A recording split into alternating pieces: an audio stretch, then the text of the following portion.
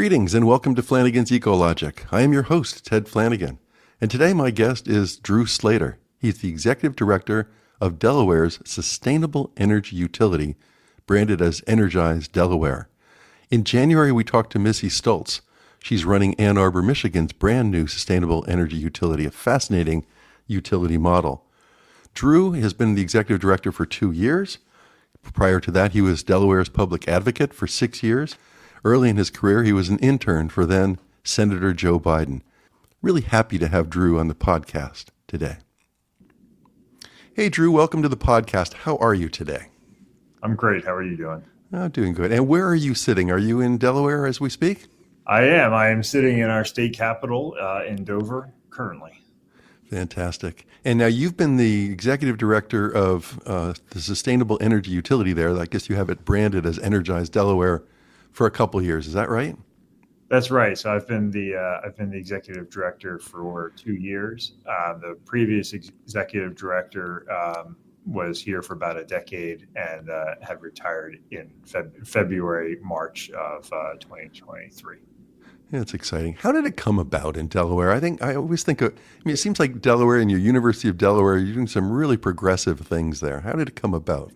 Yeah, so it actually came about in 2007. Our co-founder, Senator Harris McDowell, passed legislation that created the Sustainable Energy Utility. And, he's been our co-founder. He's been our board chair ever since. And this was really his brainchild, as well as John Byrne at the University of Delaware. And so that collaborative really started the Sustainable Energy Utility, which we've seen kind of grow into this model for other states to be able to replicate. And what prompted this? I have a utility background, and utilities. Some utilities pride themselves on being at the forefront of energy efficiency and renewable energy development, but what prompted that in Delaware? Yeah, I think part of what prompted it was, we need to have an organization that's sort of nimble and flexible. That's a separate nonprofit, but is sort of quasi-state still. Some of our board are members of the legislature, as well as the Department of Natural Resources and Environmental Control.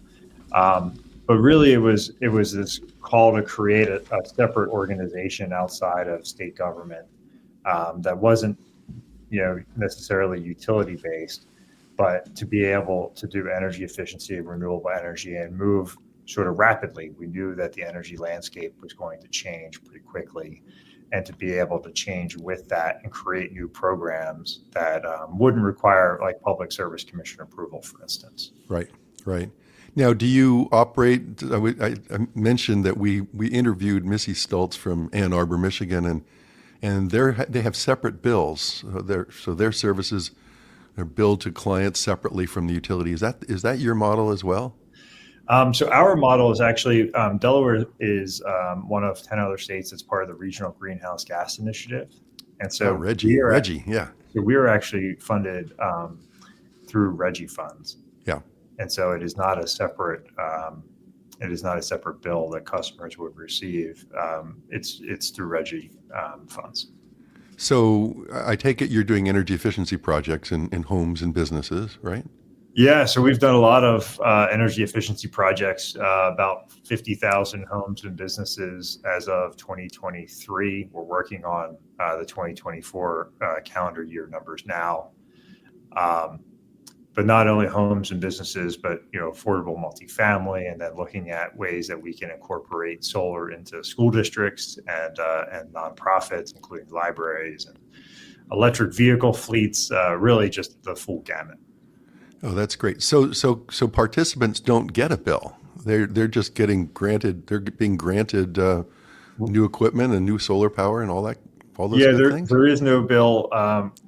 We're funded through the allowances through the Regional Greenhouse Gas Initiative, and so there's no bill that you would receive in that case. If you want to go take advantage of our Home Performance with Energy Star program, which is really our flagship. Mm-hmm. For a market rate customer, it costs $50. We pay the other remaining balance. For a low income customer, it costs $25. That program by itself, the last 2 years has averaged about $10 million as a budgeted line item. So it's pretty significant for us. And then several other energy efficiency programs. Really, the gateway program that we've been promoting the most as we've seen high utility bills recently has been our home energy checkup and counseling, where we've actually partnered with several of the utilities. We pay all the admin costs like they would pay the direct install measures and collect the energy savings from it. So, even though we're not a utility, if we can build those partnerships and kind of take on the admin cost and the utilities can incorporate into our program, it's really a win for everybody. That sounds great. You must be very popular, Drew. I hope so. I hope our programs are. I hope our programs are really popular. We're trying to continually grow them. I actually give a lot of credit to the Biden administration when they were talking about the Inflation Reduction Act and talking about climate change and energy efficiency and renewable energy. I think that really reinvigorated this. Let me go look into that, because you're hearing about it regardless of whether you agree with climate change or not. You're hearing about energy efficiency and ways to reduce your bill. That we really saw this huge uptick in program participation. Last year we actually had to put $2 million more into our home performance budget because it was just running so successfully. That's great news. Congratulations. So it's not an adversarial relationship at all with the utilities. It sounds very collaborative. Yeah, it's not adversarial at all. It is collaborative. Actually, part of the statute requires that they have to work with us, because we can we look at different programs. So when the utility would go to we have an Energy Efficiency Advisory Council, and when programs are then proposed to that council before they would go to the Public Service Commission, we really look at, okay, well, is Energize Delaware already doing this? And if we are, how do we partner with Energize Delaware? Because you don't want to be duplicative. And if I've learned one thing in the last 2 years, it's that customers and trade allies and contractors need market certainty. Yep. So we don't want to be duplicative of each other. That is great news. I was fascinated by the Ann Arbor, Michigan model, that they're actually thinking about running separate utility lines and being very duplicative. But the relationship with the utilities is nothing like what you have fostered there in Delaware. So energy efficiency was really the starting point? That's right. Energy efficiency was the starting point. And then more recently, I still think of 2017 as recent, but more recently, we added residential solar loans. We had already done like commercial solar loans, but solar and energy efficiency loans, it's both. But what we've seen since 2017 is we've done more than $19 million in residential energy efficiency and solar loans. So we keep the interest rate really low. And then we have a term that is 10 years, and the term is probably as important as the interest rate, because it's hard to get that sort of term on energy efficiency. And commercially, our term goes out to 20 years, and the benefit to that is we look at energy savings, and we want energy savings to match the debt service. We are not a financial institution in terms of like a bank. We're looking at it and saying, we want you to be cash flow positive on day one. Right. So in the last 2 years, we've seen, we currently have $24 million in the queue for commercial loans. And it's roughly split 50-50 in energy efficiency and renewable energy. Yep. Which is really exciting for us because, we still want to make sure that we're promoting energy efficiency. And a lot of these large businesses see the 20-year term and the low interest rate, and it just becomes very attractive for them. Like you said, cash flow positive day one. You extend that term out there, and yep. I mean, who wouldn't want to do that, really? Well, what kinds of energy efficiency are I guess you're largely weatherization, is that right? So we have a weatherization assistance program that's run by our partners in the state, the Delaware Natural Resources and Environmental Control. We actually run a pre-weatherization program, which I found to be really interesting, talking about collaborative partnerships. There's a lot of low-income customers whose homes need more than what weatherization could provide. And so we run pre-weatherization, where if a home is deferred, we can try and help them to get back into weatherization. And a recent example of that is there was a customer who, when they got out of bed in the morning, would have to walk on their floor joists because they didn't have any flooring. Walk on their floor joists from their bed to their bathroom because they didn't have any flooring. So through this collaborative partnership with DENREC, we were able to install flooring and get this customer back into weatherization to see a substantial difference in not only their health and safety and the comfort of their home, but also in the energy efficiency of their home. And then for us, we look at it and we provide energy efficiency programs to residents, to commercial, to industrial organizations, whether it's home performance with Energy Star, home energy checkup and counseling. We have a partnership with the University of Delaware to do nonprofit audits for us, where we'll pay the cost of the audit, and they will be able to share the energy savings with the customer so that they could consider moving forward. We have a business technical assistance program, which just highlights for businesses, if you replaced your HVAC and your lighting, this is what it would cost. This is what the savings would be, and just show you whether or not it would be cash flow positive, because we know that businesses have a lot of other priorities, that if we can just try and help and say, here's what it would look like, here's where you could save money, and kind of do the legwork for them, it's a tremendous win for everyone. It sounds like it. Let's go back to that pre-weatherization. That's Sure. I've never heard of that before.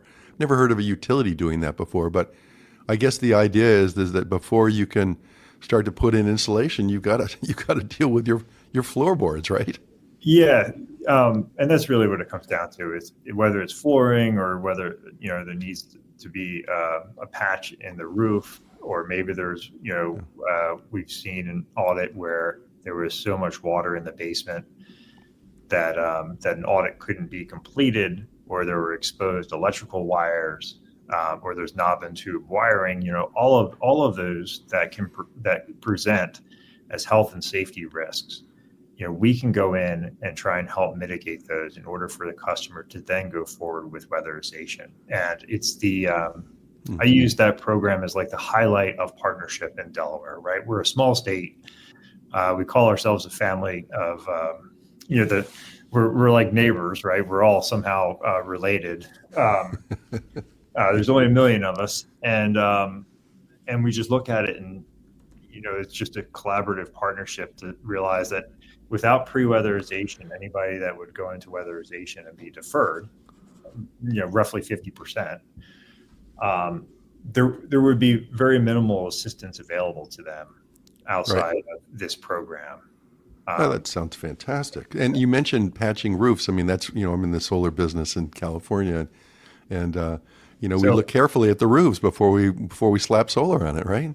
Yeah. So you'll really like this. So when you go from weatherization, and if you're deferred to pre-weatherization, not all homes are, but if you are, yeah, and we can go through pre-weatherization, you can go through weatherization, and then there's a low-income solar program that can pay for either all of or a portion of solar on top of the roof. And so you talk about a full 360 on that home. Yep. That's exactly what Delaware offers. That's fantastic. Now, you did mention knob and tube wiring. I brought this up in a conversation recently with somebody who'd never heard of it. That's really old school wiring, right? That's before they had insulated wires, right? Yeah, it's a real health and safety issue, and it's very expensive to take out. But anytime we see it, we can't leave a home and leave that in.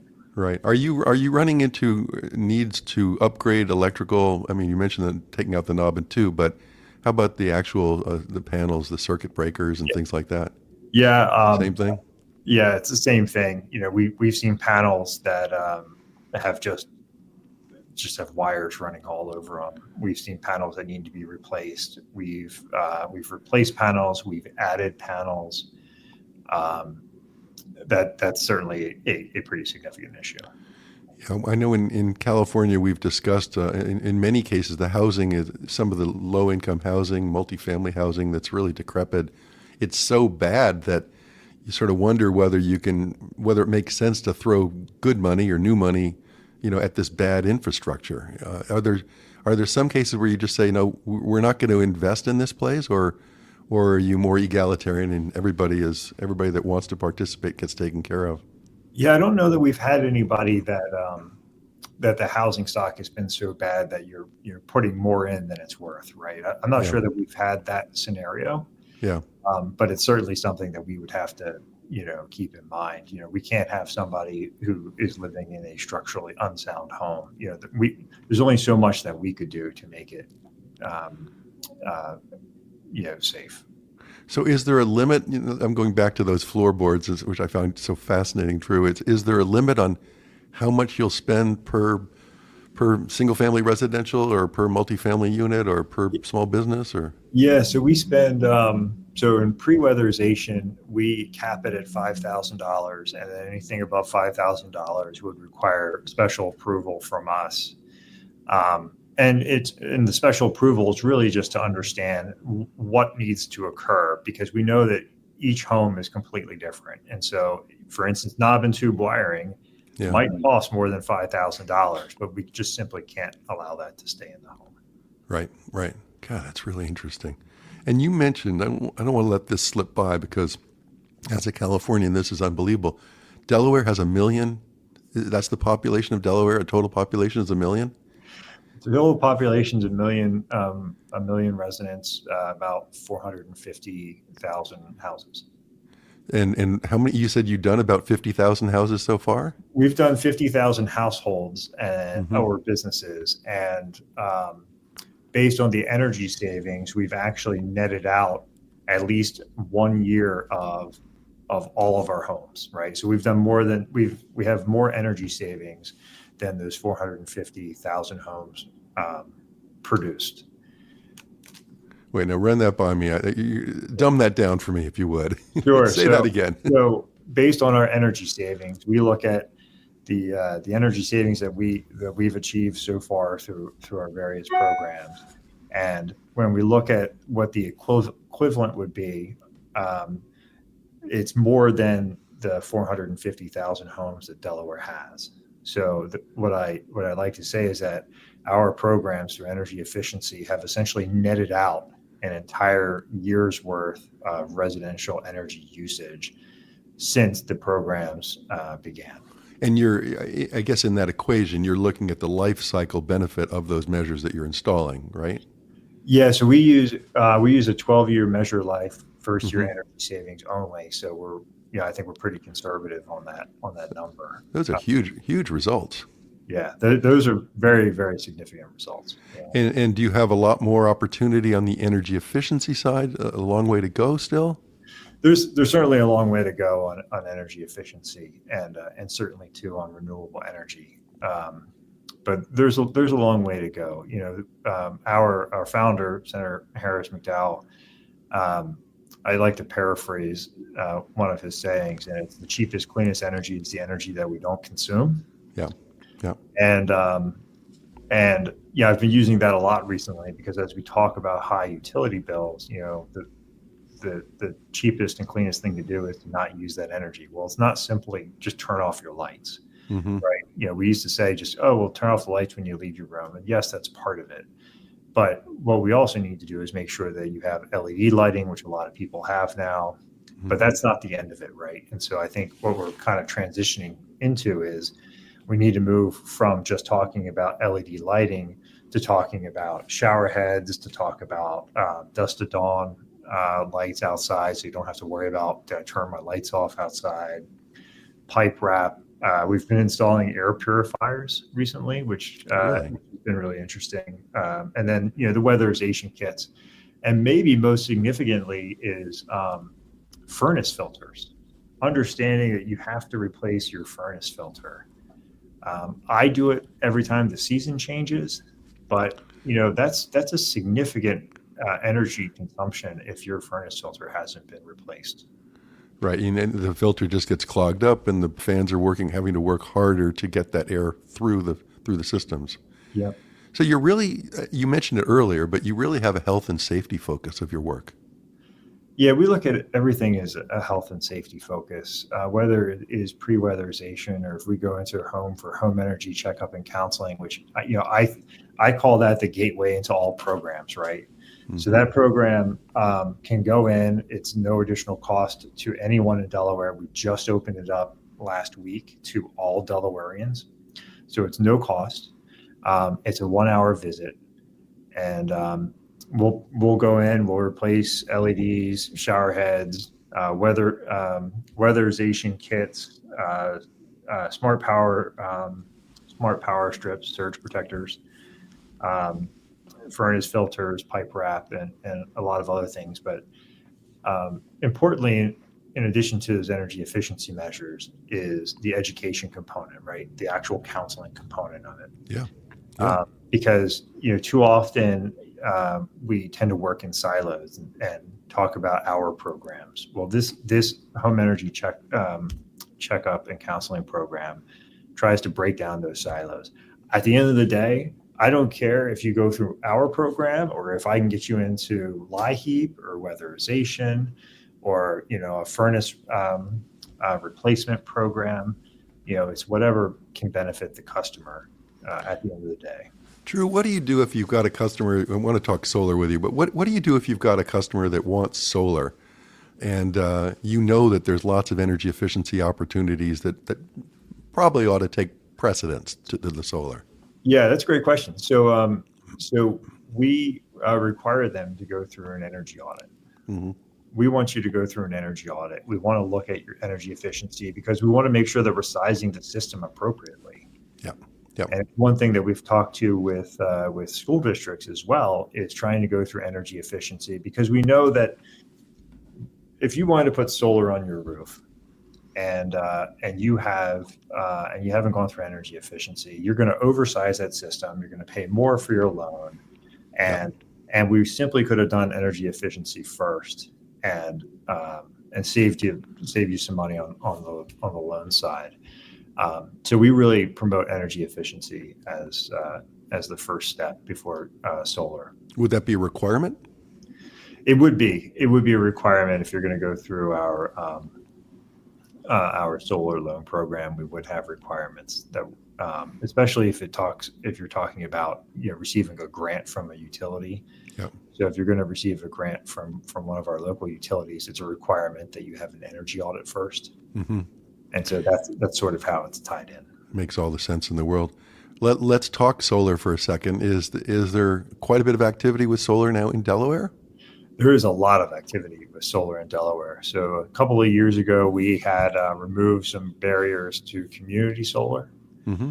And so we've seen a lot of progress in community solar. We're still waiting for the first one to come online. We think that'll be sometime in the next couple of months. In addition, so our residential solar loan program has done 9 megawatts since 2017. So for Delaware, that's a pretty good number. Yep. Commercially, currently in the queue, we have about 3.5 megawatts of solar in our commercial loan queue. Mm-hmm. And then we talk about nonprofits solar, which is a program that we run that will provide 100% of the financing up front. You apply for the federal tax credit. That federal tax credit would then come back to us, so we can kind of have some level of revolving fund. Mm-hmm. And we've seen libraries take advantage of that. We've seen other nonprofits take advantage of that program, and then working with school districts. So we run the energy savings performance contracting program for the state. And so we've seen several school districts that have gone through the ESPC program to look at energy efficiency first and then tie in solar. And so we've provided a grant to one of our school districts. It was $1.5 million to put solar on. And now we're looking at how do we get more school districts to take advantage of the solar opportunity. We've set aside $12 million in 2020, and right around end of 2022, we set aside $12 million to do solar on schools. That's fantastic. That's fantastic. Another sector I was interested in that I read about on your website was farms. Are you working with farms? Yeah, so we have a long-standing farm program, and well before I became executive director, my own personal story is my family has farmed in Delaware for about 165 years. Oh, really? So farming is near and dear to my heart, and our farm program is a great opportunity to have an energy audit, right? So we'll go do an energy audit. We'll pay for the audit. If you go forward with measures, we'll pay 50% of the measure cost. So, you have a cost that's $10,000. We'll pay $5,000 of it. It also is an opportunity for us to talk about commercial loans, whether it's energy efficiency or solar, to try and mitigate the cost on farmers, and acknowledging that a lot of our commercial loans are actually poultry farmers. Delaware is very well known for our poultry industry, and it's extraordinary that these poultry farms are coming forward. They want to do energy efficiency because they're extremely energy intensive, right? Yeah. The lights are on at 24 hours or almost 24 hours a day. Mm-hmm. But we've seen solar on top of energy efficiency that has either netted out or nearly netted out the entire usage of the poultry farm. Wow. Now, was you mentioned 165-year history in your family of farming? Was it poultry? It was not poultry, although it was many different variations. It was currently my cousins run our family farm, and it's grain, right? We farm, and then we have a feed mill attached to it. So the feed mill would feed poultry and other livestock. Boy, it sounds great. What's been the most challenging aspect of your work? Just things change so quickly, and just trying to adapt to the changing environments. And when we created our strategic plan and our business plan, one of our initiatives was natural climate solutions and conservation. And my initial reaction was, what does that mean? So, through some conversations, we're working on a project that would help reforestation and really provide maintenance to forested areas, so that if we maintain it, we could capture more CO2. And we also have a really cool project. I'm really excited because we just delivered the first load of rock dust this week. So rock dust? Yeah, we're doing a study on rock dust, and Rutgers University has done a study. Yale has actually provided some feedback as well, but we're going to use this as a supplement and have a test case. So in a Yale analysis of the United Nations Intergovernmental Panel on Climate Change, we think that this rock dust supplement can remove a gigaton of carbon dioxide a year from the atmosphere. So this is sorry to interrupt you. This is a soil supplement? It's a soil supplement. That's right. Okay. Huh. And if it was interesting in this article that Yale had provided, is that if this is applied to farmland globally, it could theoretically capture 2 to 4 gigatons per year, which is between 34 and 68% of the global greenhouse gas emissions from the agriculture industry. We're trying it in Delaware because I'm really curious in this soil carbon capture to see if it works. We just delivered the first shipment this week as a soil amendment. I'm excited to see the other shipments to come down and to be able to test it, to say, okay, does this work? And the way that because there could be carbon credits at some point in time for this, and if it does work, what's interesting is that this partnership is we're working with a quarry to bring the rock dust down. We're actually paying for it. It doesn't cost the farmer anything. We're paying for it to be transported down, and And I'm hoping that we're going to have some really good analysis here. So this sort of circles back to your funding source, the money through the Regional Greenhouse Gas Initiative. And here you are finding really innovative ways of cutting carbon. Exactly. Yep. How rewarding. What would you say is the most rewarding aspect of your job? I love talking to people, and any chance that we have to help somebody, to save money, to save energy. The challenge here is to be able to explain kilowatt hours, right? Not every customer may look at their bill, they may not understand the kilowatt hours, but equating that to dollar savings, right? So through our programs, we know that we've saved more than $650 million in energy savings. And being able to talk to a customer and say, if you go through our home energy checkup and counseling program, you could save up to $200 and it doesn't cost you anything. Yeah. Trying to, the challenge and the most rewarding thing is to